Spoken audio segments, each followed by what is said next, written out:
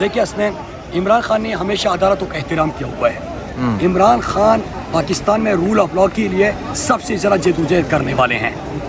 سوال یہ جنم لیتا ہے کہ عمران خان کے اوپر قاتلانہ حملہ ہوا، ان کو گولیاں لگی، عمران خان کو گولیاں لگنے کے بعد پھر ان کے قتل کرنے کا منصوبہ بنایا گیا۔ جنہوں نے عمران خان کو قتل کرنے کے لیے سازش کی، جنہوں نے عمران خان پہ حملہ کروایا، جنہوں نے عمران خان کو قتل کرنے کا منصوبہ بنایا، وہی لوگ عمران خان کو گرفتار بھی کرنا چاہتے ہیں۔ اور اب بار بار ضد کی جا رہی ہے ایف8 کچہری آ جائے۔ ڈیتھ ٹریپ ہے وہ، ڈیتھ ٹریپ ہے، میں آپ کو بتاؤں۔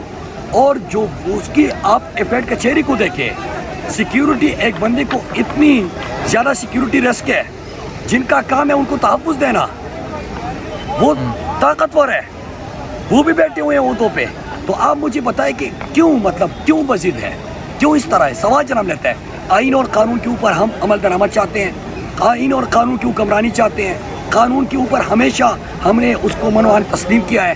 لیکن یہ شک و شبہات ہر پاکستانی، جس طرح آپ کا سوال تھا، ہر پاکستانی کے ذہنوں میں یہ سوالات ہے کہ پاکستان کے سب سے مقبول ترین لیڈر کو بارہ کہا جا رہا ہے کہ ایف8 کچہری ہی آنا ہے، اور ایف8 کچہری ڈیتھ ٹریپ ہے۔ تو آپ یہ حکومت سے میں کہتا ہوں، اداروں سے کہتا ہوں، سیکیورٹی کیسے دیں گے؟ یہاں پہ انٹیریئر منسٹر جو بیٹھا ہوا ہے وہ خود سازش میں ملوث ہوتا ہے، آپ کا پرائم منسٹر ہوتا ہے، طاقتور لوگ ہوتے ہیں، پھر ادھر بلا کے۔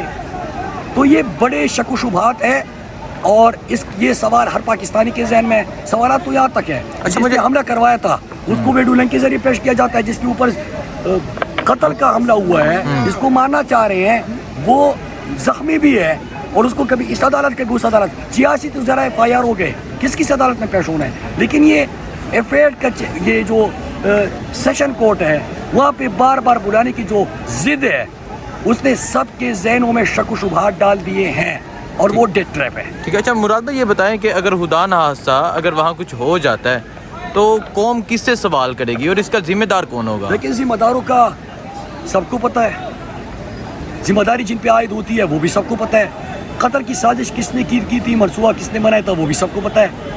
آج کل سب کو دھمکیاں اور یہ چیزیں کون دے رہے وہ بھی سب کو پتہ ہے۔ تو یہ تمام چیزیں تو لوگوں سے چھپی ہوئی نہیں ہے، لیکن ہم اپنے مقبول ترین لیڈر کو، میں نے پھر کہا، عمران خان اور ہم سب قانون کی حکمرانی پہ عمل درآمد بھی کرتے ہیں، اور اس پہ یقین بھی رکھتے ہیں، اور ہماری پارٹی نے تحریک بھی اس کے لیے چلائی ہے، اور ہم ہی سب سے زیادہ اس کا علم بلند کیا ہوا ہے، اور وہ کرتے رہیں گے۔ لیکن جب پتہ بھی ہے کہ گولیاں چل چکی ہے، جب پتہ بھی ہے کہ سازش ہو چکی ہے، جب پتہ بھی ہے کہ آج بھی زندگی کو خطرہ ہے، تو پھر اس ڈیتھ ٹریپ میں جانے کی ضد کیوں ہو رہی ہے؟